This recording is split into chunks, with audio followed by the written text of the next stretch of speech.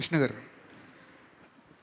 ప్రభాస్ లాంటి స్టార్ని ఈ ప్రాజెక్ట్లోకి తీసుకొచ్చారు. అది మీ పెద్ద విజయం, అది బిగ్గెస్ట్ సక్సెస్. కాకపోతే అంటే ఆయన కనీసం ప్రీ రిలీజ్ ఫంక్షన్లో తీసుకొచ్చుంటే ప్రభాస్ ఫ్యాన్స్ ఇంకొంచెం హ్యాపీగా ఉండేదేమో. ఆ ప్రయత్నం ఎందుకు చేయలేదు?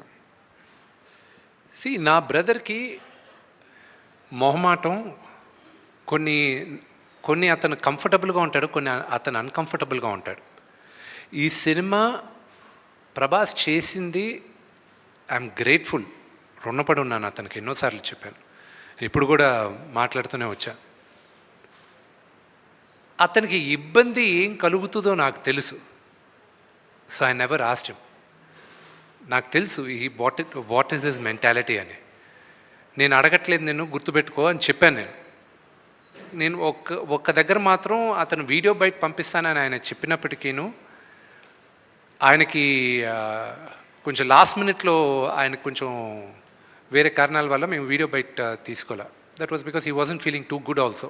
యూనో ఈ షూటింగ్ కూడా అప్పుడు ఆ రోజు క్యాన్సిల్ అయింది.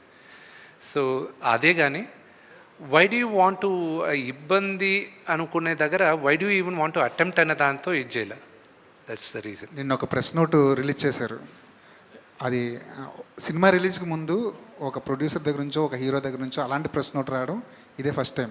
అది ట్రోలర్స్కి మాత్రమే సంబంధించిందా, లేదంటే రివ్యూలు చెప్పే వాళ్ళకి కూడా అది ఒక వార్నింగ్లా అనుకోవాలా? I'm not in a space, warning ఇచ్చే స్పేస్లో నేను లేను. నా సినిమా ప్రతి ఒక్కరూ చూడాలి, 100కి 100 మందికి నచ్చుతుంది.